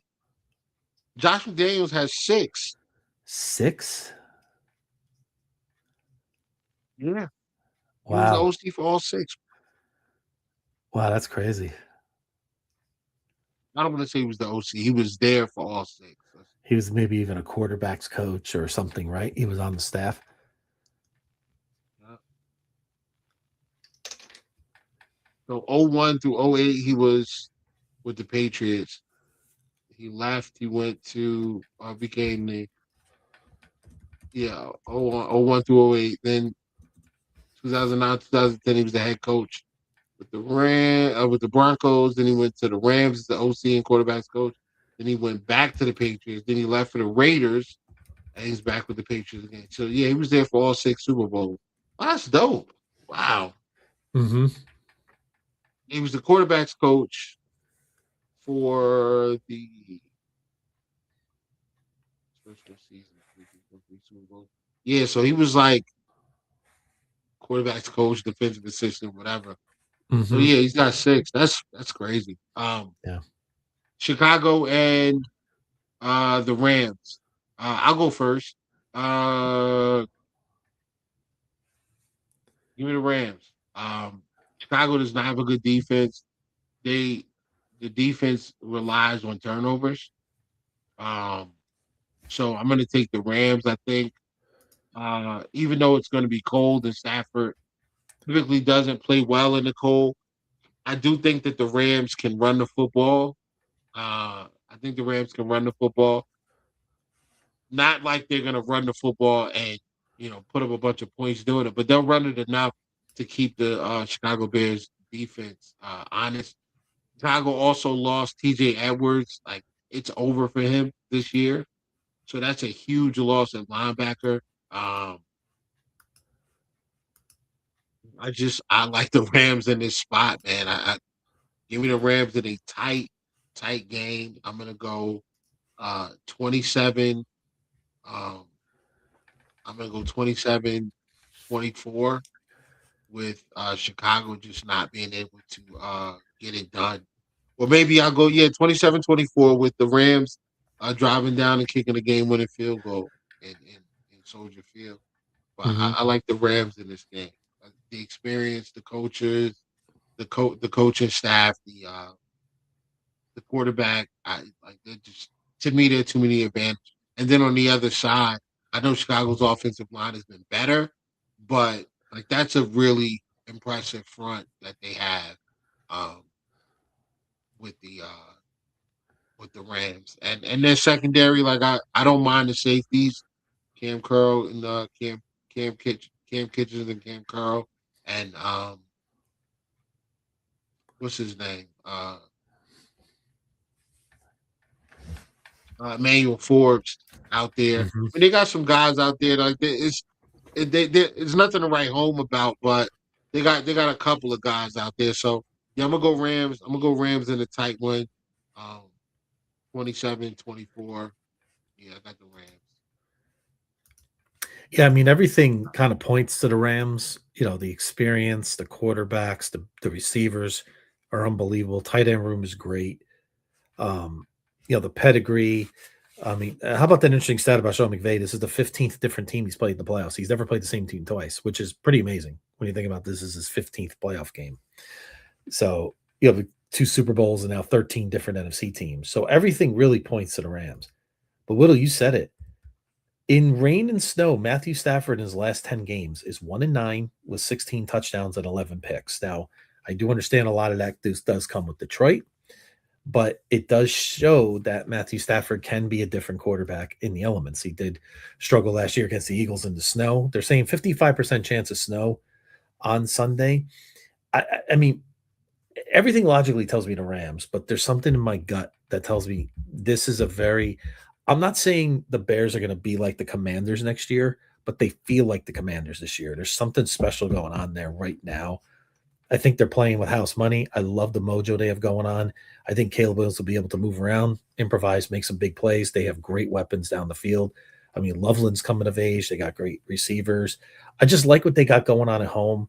And the Rams, I know it's week to week, but they didn't impress me that much against Carolina. Carolina moved the ball against them. I do expect the Bears to do the same. I know you're right. They're missing offensive linemen. They do have injuries. But I'm going to go with the Chicago Bears shocking the world and knocking out the LA Rams by 3 points, 31-28. I'm going to do the same score as RJ. Just going to flip. I'm actually doing the same exact pick. I like 31-28. So, yeah, I'm going to be the copycat on this one, RJ. So I really like that play. So, and you know, shout outs to the group chat. We got a lot of Bronco fans in here, Whittle. I mean, they have come out. I mean, I got to give them credit. They are here. So, and make sure y'all come back next week after the loss, okay? Yeah, come on back. We want to hear from you. Hey, is that a preview? So now we move to the main event. Broncos, Bills, Saturday, 4:30. I don't know the name of their stadium anymore. I forget all these sponsors. But anyway, I could go first. I'll give you the floor. Close us out here on this Wednesday night. And again, like and subscribe to us. We appreciate you all. Over 350 listens tonight, Whittle. We're hopping tonight. So great to have you all here. First thing, we didn't talk about this, Whittle. Doesn't look like the forecast is going to be much of an issue. Winds 10, 20 miles an hour, about 40 degrees during the day on Saturday. So a little windy, but shouldn't really be a major issue, you know, especially for the Bills. And I'm confident, you know, it's a Matt Prater revenge game. We can look at that as well. So, you know, I think, you know, we got to look for any angle, right, Whittle? But anyway. More revenge game from the practice. Yeah. You're right. There you go. So, but yeah, I respect what the Denver Broncos are doing. You know, Sean Payton's a great coach. I like their roster. I like the direction they're going. Bo Nix is you know, he's erratic at times, but you know, he comes up big late in games. They're a fun team to watch at times. Very, you know, an excellent defense. You know, not really a lot of holes in particular. But Whittle, I just, you know, I just think the Buffalo Bills have that little moxie going this game. I think they're going to get off to a good start. I think our offensive line will be able to impose their will a little bit more this week against a very good Denver defense because of that size differential. Cook, we probably need about 80 or more to Cook, Whittle. We need something like that. We can't have another 15 for 45. We will be playing with fire if we don't get more. I believe Ty Johnson will be back this week, so I do think that's going to be a lift. And I think Curtis Samuel is going to surprise some people this week, Whittle. I mean, he did have the injury to the elbow, but I think he's chomping the bit. And this is an opportunity, Whittle.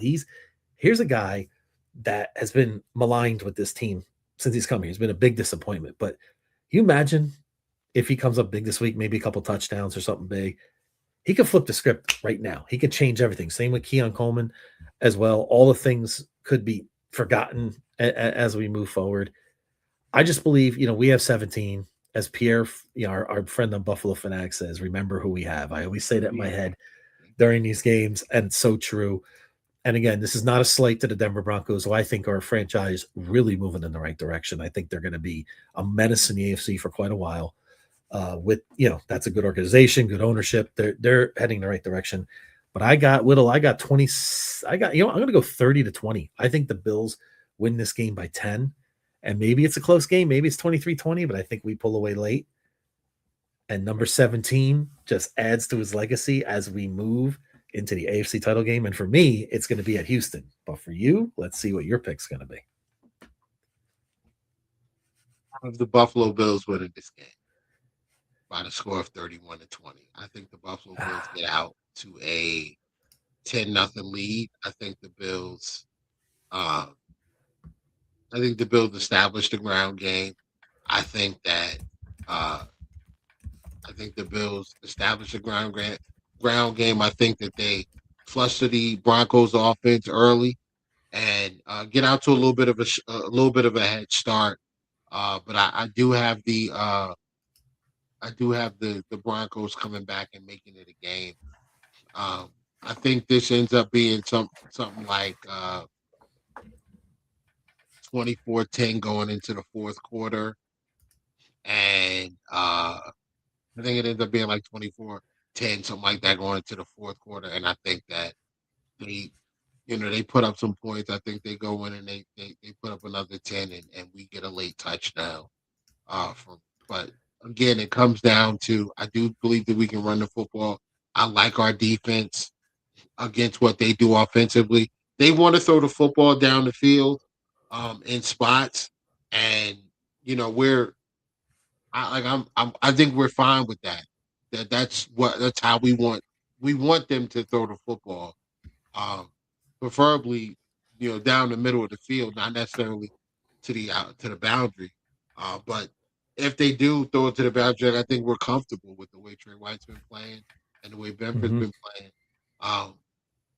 I do worry about the Broncos being able to establish the run. I think that changes the math a little bit if they are. But if the Bills do a good job of dealing with the run, and I expect them to with Ed Oliver being back, that gives these young guys that are going to play a little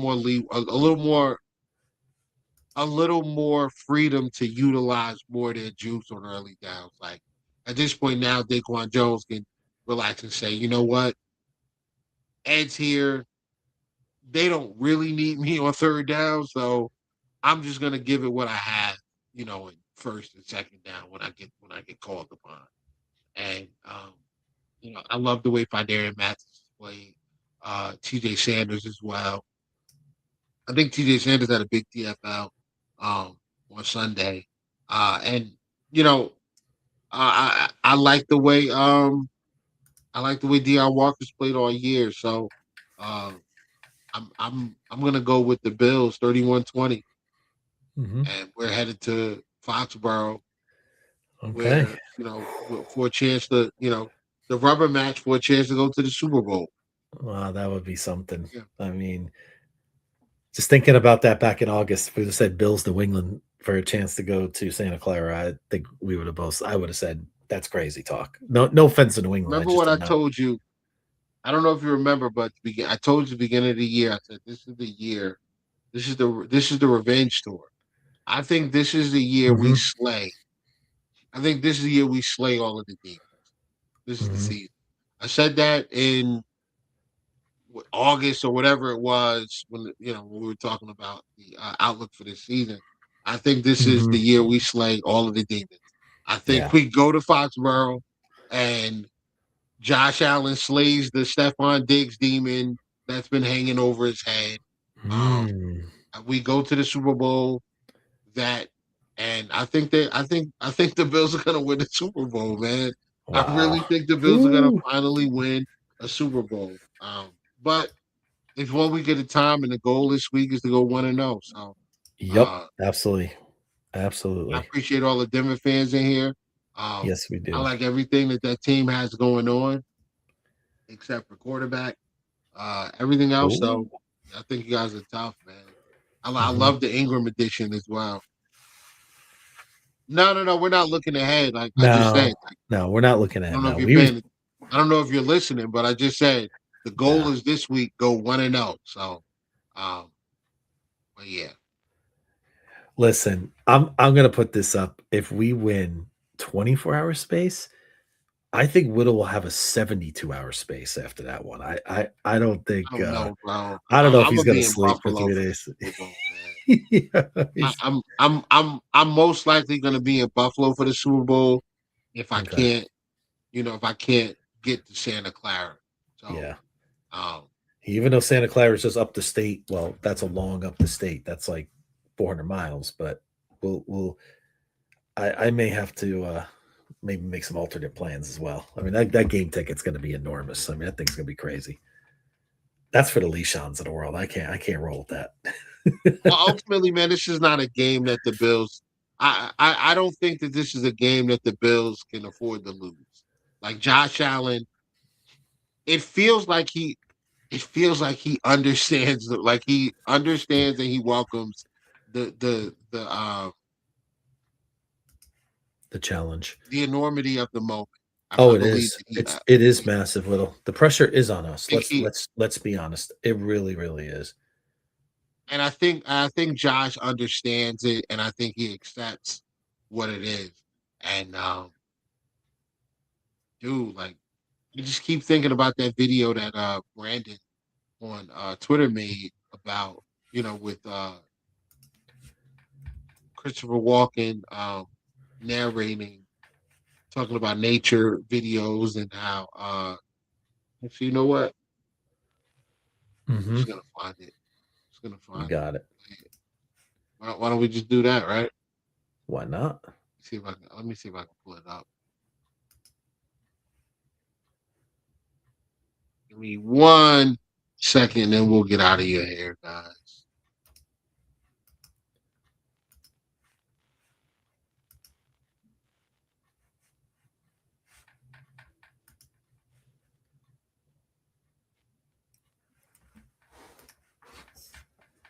Hope it's his pin tweet. It is his pin tweet. Look at that. All right, guys. I'm gonna play some audio for you guys. Let's do it. Let's do it.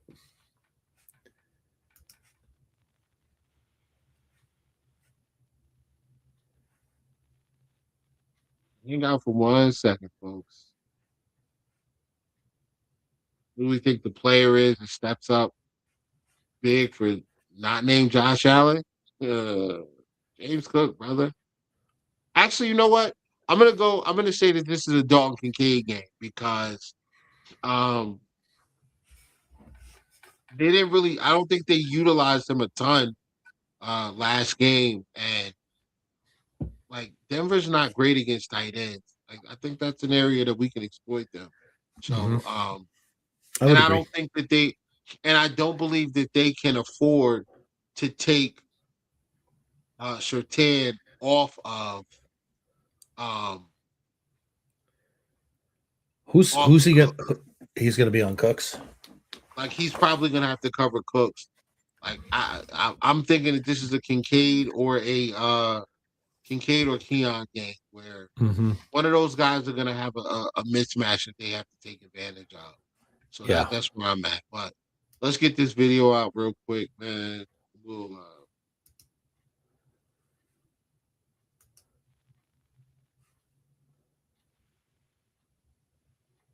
You watch those nature documentaries on the cable?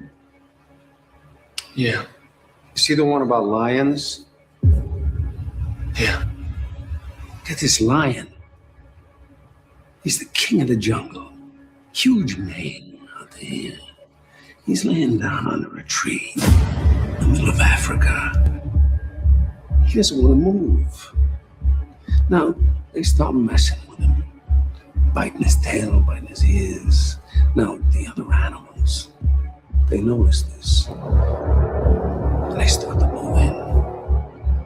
The jackals, hyenas, they're barking at him, laughing at him. What's Josh Allen's excuse going to be this year? They nip his toes and eat the food that's in his domain. They do this, and they get closer and closer and bolder until one day that lion gets up and tears the shit out of everybody. Runs like the wind, eats everything in his path. Because every once in a while, the lion has to show the jackals who he is. I love it. I'm ready now. Shout out to Brandon. That was Yep. bro. That was awesome. Clip, It's yeah, great. yeah. So shout out to him, man. But yeah, so that's where I'm at, man. It comes down to this time of year.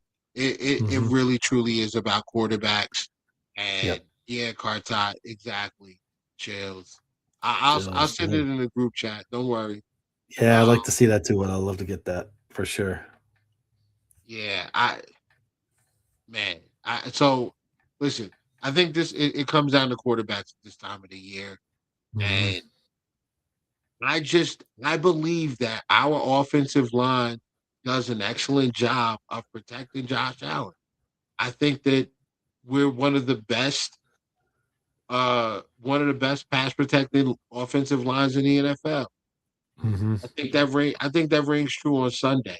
And Josh Allen, we're gonna have to run the football, and when we do have to throw the ball, they want to play zone, and when they don't play zone, Josh just has to be smart against man coverage, and I don't think that they're gonna turn. I don't think he's gonna turn the football over a bunch of times and make this game closer than it needs to be. I'm sorry, man. I like us on Sunday. We got the best quarterback in the league left. Like with the best guy still playing in the playoffs is Josh Allen. And I think that's enough. I think that's enough. Absolutely. I'm ready for it. Anything else, brother? No, I'm ready. We're all ready for it. I want to say to everyone, enjoy the games this weekend, especially the Bills game. And let's just hope. And we are back next week to preview the 2025 AFC Championship game between the Bills and we'll see. But we're on opposite ends of that. So, and even RJ said, if we win, Josh is going to be a dad. That when we win, dad's strength is real. There we go. So hopefully he continues to use that. And again, I just hope he continues to play with the same cadence and the same responsibility he played with last week. And I think that's going to be an unstoppable force for us going forward. And he can reach back in the cape when he has to once in a while, because you need to make a few plays during a game, right? You're just not going to see it all the time, right? So as long as he picks his spots. And shout out to James Cook as well, the NFL rushing leader in the NFL. Let's not forget about number 4. And I think he'll make his name felt this weekend with 2 touchdowns, by the way. So he is my maybe one of my players of the week. I think he gets in the end zone a couple times. And yeah, we will win this week. And again, shout out to all the Denver fans. Want to shout out to everybody in the group chat. You guys are great. We're almost up to 400 listens, Whittle. It's been a great night. And we look forward to our AFC Championship preview next week, big and better than ever, wherever we play. You guys can check us out going forward at Do Champions, or you can find us at Coast to Coast NJ Podcast on YouTube. That's where we will stream we usually stream every Wednesday. The last couple of Wednesdays, obviously, we've had other things going on that we could not be available. So next week we will win, lose, or draw. We will continue to be here on Wednesday nights throughout the off season, et cetera, et cetera. So we do draft stuff. We talk about talk a little basketball. The Celtics, you see where we are, right? I know. I see it. Hey, and you know what? Hey, shout out to the other team in Buffalo tonight. Now 14-2 in their last 16 hockey games. Sabres with a big 5-2 win over the Flyers tonight, playing some good hockey. So good to see the other guys across the way in Buffalo getting it done. So hopefully it'll be a banner year.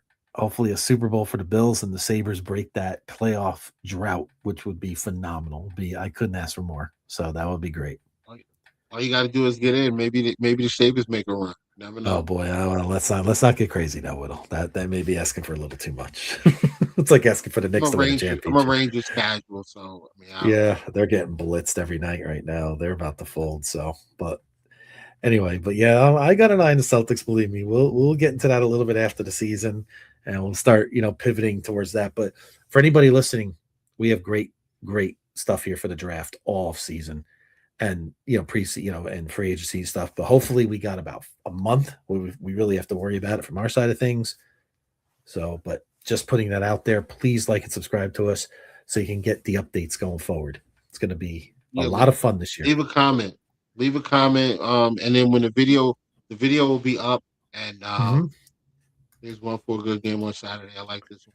Yeah, man, I appreciate it, man. Thank you, man. We appreciate you, Matt. Thank you, man.